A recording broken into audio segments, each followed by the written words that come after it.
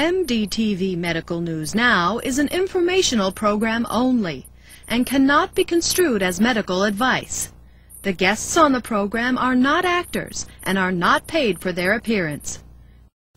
What are the ingredients of a good dental practice? The first things that come to mind are a helpful and pleasant staff, a nice office, and of course a talented and personable dentist. So what then separates a good practice from a great practice? Take the ingredients I just mentioned and add an unquenchable thirst for excellence. The dentists that change the way things are done are the ones who never stop learning and teaching.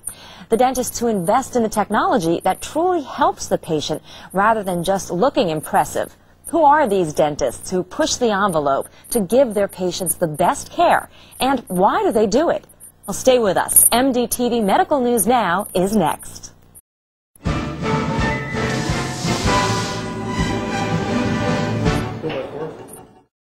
I'm Pat Murphy-Stark. Welcome to MDTV Medical News Now, a program dedicated to bringing you leaders in the field of healthcare that are in your hometown. Our show strives to give you the latest information on new techniques and treatments in the field of medicine and dentistry. The main objective of dentistry in the past focused mainly on the function of the bite, leaving the appearance of the smile as a secondary consideration. As the technology, materials, and techniques have progressed, dentists have been able to make the bite function better while dramatically improving the aesthetics of the smile. These advancements have also simplified many procedures and made dental work much more enjoyable for those patients who have found the right dentist. In just a few moments, we'll speak with our guest MDTV medical expert, a dentist that meets the criterion we've been speaking of, and it's someone from your hometown. We'll learn more about a few of the most popular cosmetic dental procedures. We're also going to hear the other side of the story from the patient's perspective. Stay where you are. MDTV Medical News Now is coming right back. If you'd like more information on any topics discussed on today's show, you can reach the MDTV Cosmetic Dentist of Choice toll-free. Welcome back to MDTV Medical News Now. The last 10 years have seen major developments in the field of dental technology. Porcelain veneers are artificial surfaces that are placed on teeth to correct many cosmetic issues, including teeth that are discolored, too small, have spaces, or are misshapen. Veneers are adhered to the existing tooth structure and serve to strengthen the tooth while providing a new visible surface and biting edge. The porcelain veneers can be made to match the color of your teeth exactly, or can be made lighter as an alternative option to bleaching. Quite often, work such as veneers, crowns, or inlays is sent out to specialized dental labs. Joining us now is aesthetic dentist Dr. Gary Herskovits. Dr. Herskovits is a member of the Cosmetic Dental Society with a practice located in Brooklyn. He regularly appears both nationally and internationally as a dental expert on television and radio. Dr. Herskovits is here to once again share his expertise in cosmetic dentistry. Doctor, welcome to the program. Thank you. Thanks for having me. Doctor, who is a good candidate for veneers? Well, Pat, any patient who has spacing in their teeth, or they have crooked teeth or stained teeth, are excellent candidates for veneers. But the patient should seek a dentist that has more than one solution to their problem or their questions. A dentist should have several methods of treating a patient's questions or concerns or their needs. They can maybe have tooth whitening, for instance, to have their discolored teeth changed, or their crooked teeth with visible braces for a month or so. If the teeth are very crooked, they can have veneers done, and that will take care of their problem completely. Mm-hmm. Let's say that someone wanted to have the first front upper row of teeth done with veneers. How many visits are needed to get something like that? Generally, it takes 2 visits. The first visit takes about a half hour or so to prepare the teeth, take an impression, and that goes to the laboratory. The second visit is a bit longer, where they actually bond the laminates or the veneers to the actual patient's teeth. Okay. Is it expensive? That's going to be something that people think right off the bat. And is there financing involved? There could be financing, of course. But you have to realize that a smile is priceless. And we make the teeth and the cosmetic enhancement or image enhancement very affordable for people. We have people in higher incomes, but actually most of our patients come from the working class. We have housewives, school teachers, people of all walks of life. And when the cosmetic enhancement is done properly, the smile is just priceless. Mm-hmm. Now, we've just seen the level of craftsmanship that takes place at the dental lab. Why would you say that the relationship between the dentist and the lab is an important one for the best outcome? It's essential the dentist sits down with the patient and listens to what they're trying to want from you. They want a nice cosmetic smile. You have to be able to communicate to the laboratory what the patient wants and what your design for the patient is going to be. That's critical. And many times I have the ceramist in the laboratory come down to the office, and the three of us sit down and talk about the patient's wants and create a smile design for that particular patient. Everyone's individual. Yes. Now also, Pat, it's interesting that the laboratory that makes my work for me, they deal with about 300 or 400 different dentists. And the technicians there send their patients to me, their relatives, their friends, because they know I will sit down with the patient, take the time, and create a beautiful smile for them. That's excellent. Would you say that crowns are better today than they were years ago? Absolutely. I mean, years and years ago, they started out with crowns that were all gold. Those fit well, they were sturdy, but who wants to have a gold smile? Right. Then the next phase was having porcelain fused to metal. Those were also very sturdy, they're economical. However, if not placed correctly, a year or two later, at the gum line you would see a metal haze or a black or green haze. That was very unsightly. So today we have all porcelain crowns, and they're beautiful. They have luster, and if it's done correctly using quality porcelain, the natural tooth underlying the crown shines through. That's what you want. Yes, yes. So would you say that the thing that separates a natural-looking crown from an unnatural crown is the new porcelain technique? That's one indication of it. That's, of course, the ceramist making the crown, the dentist shaping it. Right. What has changed as far as bridges go? Well, the old-time bridges had metal bases to it and metal hooks that would hook on to the last tooth in your mouth so it holds in place. And when you smile, you would see this metal. And it's very unsightly. You know, in our office, we have what's called a cosmetic bridge. And that's made of space-age plastic. It's actually stronger and more flexible than the old kind of dentures or bridges. And when the patient smiles, it's very cosmetically pleasing. And it's very comfortable. And didn't years ago bridges, when they were made, actually cause problems with teeth that were in fine shape but needed to be either shaved down or adhered to support the other tooth? That's correct. Where the hook was hooked onto a natural tooth, as the patient chewed or smiled or ate, it would rock the tooth it was holding on to, and they would lose teeth more often that way.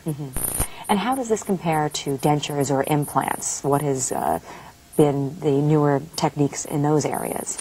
Dentures many times are very uncomfortable, especially on the bottom jaw. They move around constantly, they rub the gum line, and they irritate the patient's gums. If you recall a movie called Mrs. Doubtfire, Pat, if you recall the restaurant scene where Robin Williams' teeth fall out into a glass of water, you know, it's very embarrassing. And I've actually had patients come to me saying that it happens to them in the restaurants or in their family meals. It's very embarrassing to them. For those patients, implants are wonderful. The implants secure the denture in place. They don't move around. The patient can chew very well. So it's not all implants, it's just some key implants that snap in to hold everything else in place? place? It depends what the patient needs. You must sit down and talk to them and examine their mouth and see what they require. I mean, many things in life are pleasurable, especially eating. And if you can't eat well, you know, your life is not as good. Yes, that would so people love to eat. Yes, absolutely. You know, patients tell me that when they had the implants placed and the denture to secure them with, they love to hear that snap of the carrot or that crunch of the crust of the bread. Because implants can actually be stronger than a natural tooth, isn't that correct? That's correct. And what about teeth whitening? When it comes to the new techniques that are out there, you hear a lot of buzz about the laser whitening and instant results and things. How does that compare to the old-fashioned gel and tray? Well, the results are similar, but in today's society, everyone's very fast-paced. They want things done yesterday. So for those patients, the 1-hour laser whitening is wonderful, or light-assisted whitening. They come in 1 hour later, they're done. Now, I had a patient last month who was getting married, and she had no time to play with these mouthpieces and trays and gels. She came in, she was done in an hour, and then she was done. And does it last long, though, or do you have to come back and get it done? It lasts about 3 years, and we provide the patient a maintenance kit at no charge with the laser whitening, which they use once a month to brighten their smile. And that would be like a gel and tray maintenance? Generally. Because if they smoke or drink coffee or tea, whatever you were doing to cause the problem, if you're still doing it, it's going to happen again. Now, what would someone do if they couldn't get bleaching, if it wasn't the right thing for them for whatever reason, and they wanted to talk about using veneers to also whiten their teeth? When would that make sense? See, that's why you have to sit down with the patient and see what they want and they need, and then examine their mouth. Sometimes if the teeth are misshaped and discolored, you may want to have bleaching first, then put veneers on. There's a combination to get the best possible result for the patient. Alrighty. Now, the patient-dentist relationship is obviously a real important one to the outcome for any procedure. What should a patient expect from a dentist to help build a solid relationship, and how should they find the right dentist? Well, referral is the best source, of course. But it's very important to have the patient sit down and talk with you. You know, God gave us 2 ears and 1 mouth. That means we should listen at least twice as often as we speak. You have to listen to the patient, see what they want, and customize them a treatment plan. Now, when they come in for a consultation, they probably have a general idea of what they want, but they don't really know all the options out there. So how do you educate them on that? Well, a dentist should have several options and methods of taking care of the patient's wants and needs. That's very important. That's education. You can't just leave school and just not go back and learn new technology. So we constantly update our technology with courses and seminars, wherever they may be, either California, New York, or wherever it may be. So the dentist really has to stay up on all the latest new technologies. Yeah, absolutely. I have patients who come to me who are very embarrassed. You know, they have low self-esteem. And for those patients, we give them breath treatments. And they feel very comfortable with that. You know, many dentists in this country do not know how to treat the breath treatment. Physicians send patients to surgery, sinus surgery, or stomach surgery. That's the wrong direction. Many times it takes only 2 visits to have the breath taken care of. It's non-invasive. And they feel very confident after that. And then we can discuss bleaching or cosmetic enhancements. Excellent. Thank you, Dr. Herskovits. Thank you. It was a pleasure being here. We'll find out how some cutting-edge technology, newer materials, and top-notch dental skills have improved this smile to this. Then we'll hear the before and after stories from several patients and see firsthand the impact a beautiful smile can have. We'll be right back.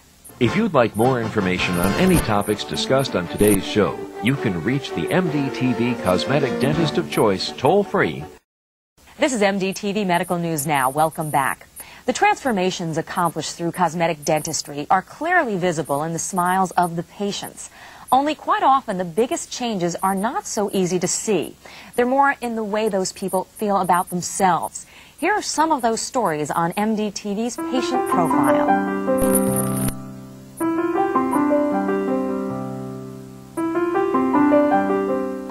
People do tend to look at you if your teeth are broken, if they're stained, or if they're crooked. They tend to form opinions about you based on that. My dentist took the time to tell me about what he had available, and he also listened to my side of the story, what I wanted to get out of it, and what I was afraid of, and what I wanted to spend. And I had other dentists who weren't willing to give me that. And if your dentist isn't working with you, you don't have to keep him. You can move on. I wasn't aware of the technology that was used when I first became involved with having this procedure done. As we went along and I saw the different types of equipment that they were using, I was amazed by the technology.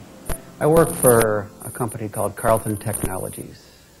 We manufacture pneumatic systems, subsystems, and components for the aerospace and defense industry.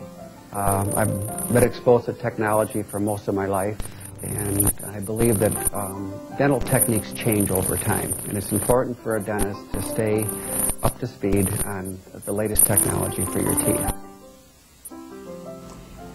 I think one of the most important things for a dentist is to stay up on what is new.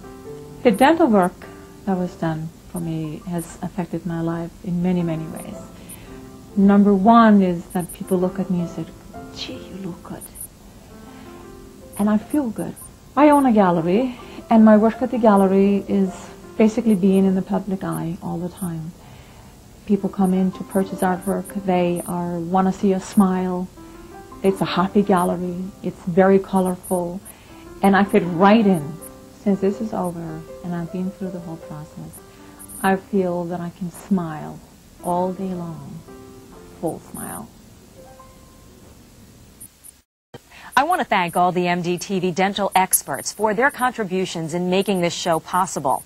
Well, that wraps up this edition of Medical News Now. For everyone here at MDTV, I'm Pat Murphy-Stark. Take care and stay healthy.